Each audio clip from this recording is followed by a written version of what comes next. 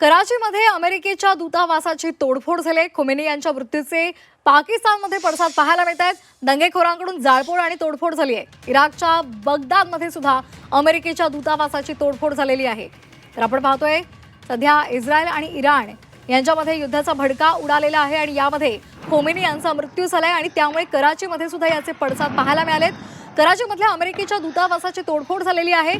Khomeini यांच्या मृत्यूचे पाकिस्तानमधले पडसाद आणि त्याचबरोबर इराकच्या बगदादमध्ये सुद्धा अमेरिकेच्या दूतावासाची तोडफोड झालेली आहे।